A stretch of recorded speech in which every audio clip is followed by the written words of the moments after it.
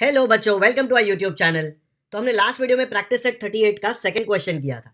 I hope आपने वो video देखा होगा। अगर आपने नहीं देखा तो एक बार अच्छे से देखिए। वो वीडियो में मैंने सिर्फ इनवर्स प्रोपोर्शन का कॉन्सेप्ट बहुत डिटेल में एक्सप्लेन किया है एग्जाम्पल के साथ, फिर सेकंड क्वेश्चन सॉल्व करके उसको इंप्लीमेंट किया है। ठीक है, अब इस लेक्चर में हम फर्स्ट, थर्ड और फोर्थ क्वेश्चन सॉल्व करके प्रैक्टिस सेट 38 खत्म करेंगे। चलो शुरू करते हैं। प्रैक्टिस सेट 38 का फर्स्ट प्रॉब्लम है, 5 workers take 12 days to weed a field. Weed a field मतलब जो फार्म पे घास उग जाता है ना, वो घास को निकालने को बोलते हैं वीड। वीड अ फील्ड मतलब उसको निकाल देना। ठीक है, तो 5 वर्कर्स हैं तो उनको 12 दिन लग रहे हैं काम करने को। How many days would 6 workers take, मतलब एक वर्कर बढ़ा दिया तो कितना टाइम लगेगा। ठीक है, तो हमको पूछा है how many days would 6 workers take. एक और क्वेश्चन पूछा है, वो बाद में टैकल करेंगे। पहले how many days would 6 workers take, तो हम लोग अज्यूम कर लेते हैं let 6 workers take x days. Assume कर लिया। ठीक है, अब टेबल बनाओ, जैसा डायरेक्ट प्रपोर्शन में बनाते थे वैसा यहाँ पे भी टेबल बनाएंगे। अब इसमें क्या लिखेंगे, पहले हम लिखेंगे नंबर ऑफ डेज और दूसरा क्या है, नंबर ऑफ वर्कर्स। ठीक है, तो देखो इंफॉर्मेशन क्या दिया है, 5 वर्कर्स को 12 दिन लगते हैं, तो वर्कर के जगह पे लिख दूंगा 5 एंड दिन डेज के जगह पे लिख दूंगा 12। ठीक है, नेक्स्ट क्या दिया है, नेक्स्ट बोला है how many days would 6 workers take, तो हमने लिया है 6 workers take x days, number of workers 6, तो वर्कर्स की जगह पे आ जाएगा 6 and number of days, days की जगह पे क्या आ जाएगा x। ठीक है, अब मुझे बताओ, अगर आप लोग कुछ फ्रेंड्स मिलके काम कर रहे हैं, एक रूम साफ कर रहे हैं, ठीक है, तो अगर 3 लोग काम कर रहे हैं तो आपको 2 दिन पूरे लगते हैं।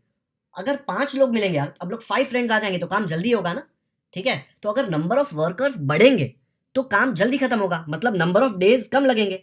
अगर काम जल्दी खत्म होगा तो ये जो नंबर ऑफ डेज है वो कम होते जाएंगे, मतलब वर्कर्स बढ़े तो नंबर ऑफ डेज कम हुए, दोनों ऑपोजिट डायरेक्शन में जा रहे हैं ना। उसका मतलब कौन सा प्रोपोर्शन, इनवर्स प्रोपोर्शन। तो मैं क्या लिखूंगा, द नंबर ऑफ डेज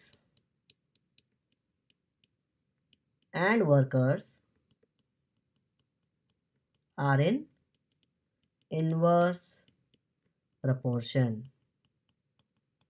और वो लोग अगर इनवर्स प्रपोर्शन में हैं तो हमें क्या पता है, हमें पता है कि इन दोनों का प्रोडक्ट इज इक्वल टू इन दोनों का प्रोडक्ट। अभी सीखा था ना, तो क्या आ जाएगा, मैं बोल सकता हूं 12 into 5 will be equal to x into 6। Correct. अब मुझे x की वैल्यू चाहिए, तो x को यहीं पे रहने दो, ये 6 को यहाँ पे लेके जाओ। अब ये 6 यहाँ पे मल्टीप्लाई हो रहा है तो वहां जाके क्या होगा, डिवाइड होगा। तो क्या आ जाएगा नेक्स्ट स्टेप, नेक्स्ट स्टेप आ जाएगा therefore 12 into 5 equal to x। अब ये जो इंटू 6 था ना यहाँ पे, उसको मैं इस तरफ नीचे लेके आया। ठीक है, अब इसको सॉल्व करो, क्या आएगा, 6 1 जार 6 2 जार, ऊपर क्या बचा 2 into 5 which is nothing but 10। तो मुझे x की वैल्यू क्या आ गई, 10।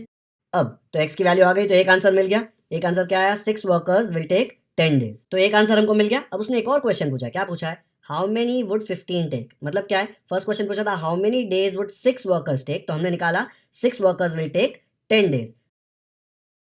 उसके बाद पूछा है हाउ मेनी वुड मतलब 15 how many days would 15 workers take. ठीक है, तो इसको कैसे सॉल्व करेंगे। अब इसमें पूछा है 15 वर्कर्स को कितना टाइम लगेगा। हम अज्यूम करते हैं let 15 workers take, x use कर लिया ना, अब लिखेंगे वाई डेज।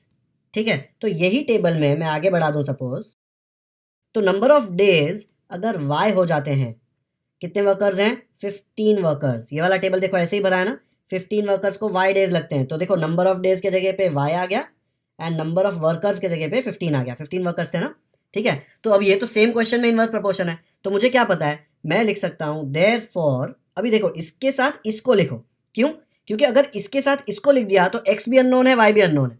एक्चुअली x हमने निकाल लिया है बट यहाँ पे टेबल में नहीं लिखा है ना, तो इसके साथ ये वाला प्रोडक्ट और ये वाला प्रोडक्ट भी सेम ही आएगा बिकॉज इनवर्स प्रपोर्शन है। तो मैं क्या लिख सकता हूँ, 12 into 5 is equal to y into 15, है ना, इनवर्स प्रोपोर्शन का प्रॉपर्टी है। अब मुझे y की वैल्यू चाहिए तो y को अकेला रख दो वहाँ पे, तो लेफ्ट साइड में क्या आ जाएगा 12 इंटू 5, जब ये 15 को मैं इधर लेके आऊँगा तो वो नीचे आएगा क्योंकि उधर मल्टीप्लाई हो रहा है, तो यहाँ आके डिवाइड होगा इज इक्वल टू y। ठीक है, अब इसको कैंसिल करो, 5 1 जा 5 3 जा 12, करेक्ट। अब 3 भी तो जाता है, 3 1 जा 3 4 जा 12, तो लेफ्ट साइड में सिर्फ 4 बचा है, देखो 4 इंटू 1 मतलब 4, तो मैं लिख सकता हूँ 4 इज इक्वल टू y। ठीक है, अब y क्या था, y was the number of days required by 15 workers, तो हमको दोनों आंसर मिल गए कि अगर 6 वर्कर्स हैं तो उनको x डेज मतलब 10 डेज लगेंगे, एंड अगर 15 वर्कर्स हैं तो उनको y डेज लगेंगे मतलब 4 डेज। आया समझ में। ये एक ही क्वेश्चन में एक्चुअली 2 सवाल पूछ रहे हैं ना, इसलिए थोड़ा कॉम्प्लिकेटेड लग रहा है। यहाँ तक आपने किया था तो बहुत ही सिंपल लग रहा था ना। ये एक्चुअली सेकंड क्वेश्चन पूछा है, ठीक है, अलग से। तो ज़्यादा टेंशन मत लो, बहुत ही सिंपल है ये। सीधा पता चला इनवर्स प्रपोर्शन है। इनवर्स प्रपोर्शन मतलब प्रोडक्ट कांस्टेंट, प्रोडक्ट में से हमने वैल्यू निकाल लिया, ठीक है। अभी इसका फाइनल आंसर लिख लेते हैं। क्या आएगा फाइनल आंसर? फाइनल आंसर आएगा 6 workers would take 10 days and 15 workers, मतलब और बढ़ा दिए workers, would take how many days? y की वैल्यू क्या है? 4 days। यही था ना, 15 workers takes y days, y का वैल्यू क्या है? 4, इसलिए 15 वर्कर्स would take 4 days। हो गया, आया समझ में? चलो नेक्स्ट क्वेश्चन करते हैं। थर्ड क्वेश्चन है, Mary cycles at 6 kilometre per hour, how long will she take to reach her aunt's house which is 12 kilometre away. मतलब मेरी साइकिल लेके उसके आंटी के घर पे जा रही है एंड वो 6 किलोमीटर पर आवर की स्पीड से जा रही है, ठीक है। तो पूछा है कि उसको कितना टाइम लगेगा। 12 किलोमीटर अगर उसकी आंटी का घर दूर है तो कितना टाइम लगेगा। ये तो बहुत सिंपल है, distance is equal to speed into time वाला फॉर्मूला यूज कर लेंगे। If she cycles at a speed of 4 kilometre per hour, how long would she take. अब ये प्रपोर्शन का क्वेश्चन है, ठीक है। चलो सॉल्व करते हैं। चलो सबसे पहले लिखेंगे स्पीड इज इक्वल टू, कितना है speed? 6 kilometre per hour and distance कितना है? डिस्टेंस है 12 किलोमीटर। तो टाइम का फॉर्मूला क्या है? टाइम का फॉर्मूला है डिस्टेंस अपॉन स्पीड, है ना। तो ये मैं सीधा यूज कर सकता हूँ। क्या लिख सकता हूँ यहाँ पे? टाइम के जगह पे देखो, डिस्टेंस अपॉन स्पीड। डिस्टेंस कितना है? 12। स्पीड कितना है? स्पीड है 6 किलोमीटर पर आवर। इसको सॉल्व करो, सॉल्व करके आएगा 6 1 जार 6 2 जार, तो मुझे आंसर आ गया 2 आवर्स, ठीक है। अब ये टाइम कौन सा टाइम है? ये टाइम है जब साइकिल कौन सी स्पीड से है? 6 किलोमीटर पर आवर। तो आप यहाँ पे लिख सकते हैं time when cycle travels at 6 kilometres per hour, ठीक है। अब क्या पूछा है? अब पूछा है if she cycles at a speed of 4 kilometres per hour, how long would she take. के लिए अब टेबल बना लेते हैं, ठीक है। कैसे आएगा टेबल? देखो, इसमें हम लिखेंगे, पहले आ जाएगा स्पीड, फिर आ जाएगा टाइम, ठीक है। तो पहले केस में क्या था? She was travelling eight 6 kilometre per our, तो स्पीड में लिख देंगे 6, फिर उसमें टाइम क्या आया था? टाइम आया था 2 आवर्स, हमने कैलकुलेट किया था, तो ये हो गया 2।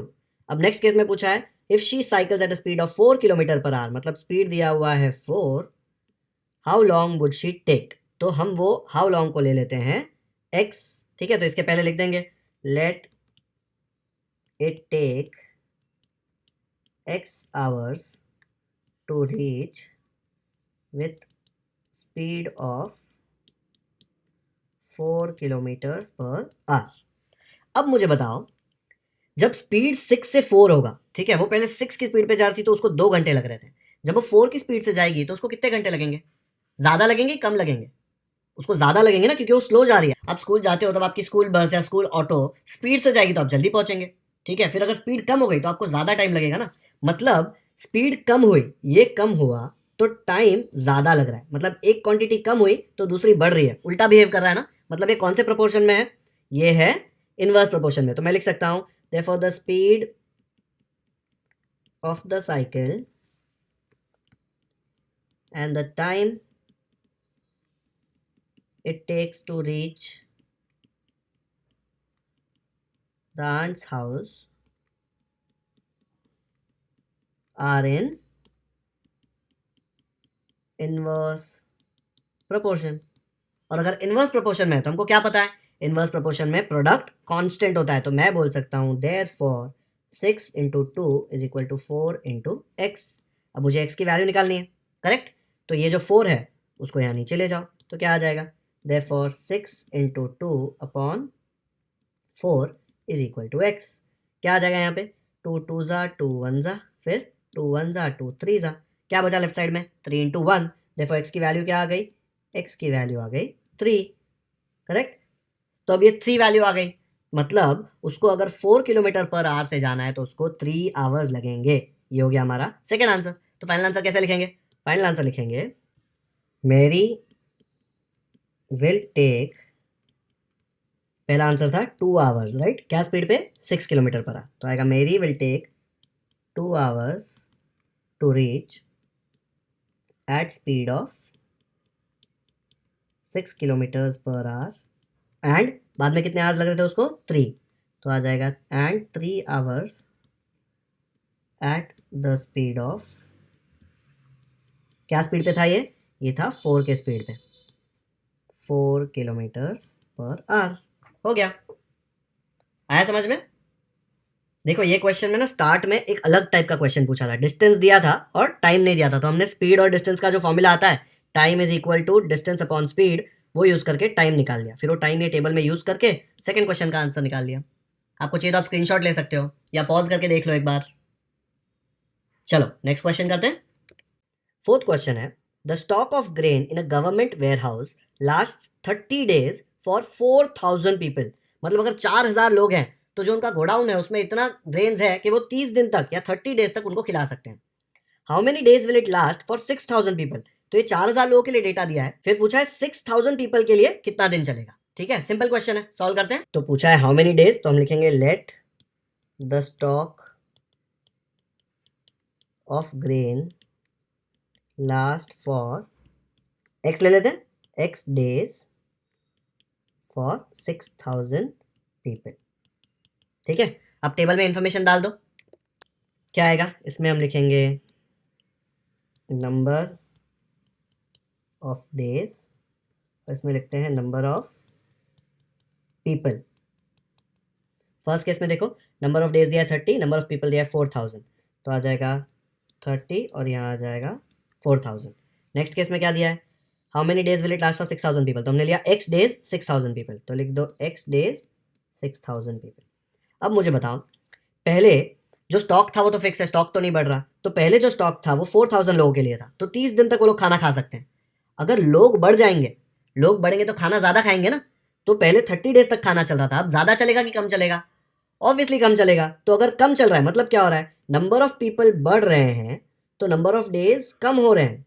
इसका मतलब ये कौन सा प्रपोर्शन है, इनवर्स प्रपोर्शन। तो हम क्या लिखेंगे, ये क्वेश्चन समझने के लिए ये देखो, आपके पास सपोज एक डेयरी मिल्क है, ठीक है, उसमें 4 पीसेस हैं, अगर आपको सिर्फ वो 2 लोगों के साथ शेयर करनी है तो आपको अगर एक पीस एक दिन का मिलता है तो वो कितने दिन चलेगी, 2 दिन चलेगी ना। लेकिन अगर मैं बोलता हूँ टोटल 4 लोग हैं, मतलब पहले 2 लोग थे अब 4 लोग हैं, तो डेयरी मिल्क कितने दिन में खत्म हो जाएगी, आज के आज ही खत्म हो गई ना। मतलब नंबर ऑफ पीपल बढ़े तो मेरा खाना कम दिन चला ना, ये नंबर ऑफ पीपल बढ़ गए, सेम है ये केस। ठीक है, हम लिखेंगे the number of days and number of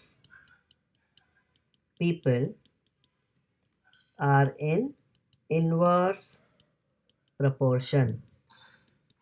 okay, और अगर वो इनवर्स प्रपोर्शन में तो हमको क्या पता है, हमको पता है कि ये जो प्रोडक्ट है वो कांस्टेंट आएगा, तो मैं लिख सकता हूँ 30 into 4000 is equal to x into 6000।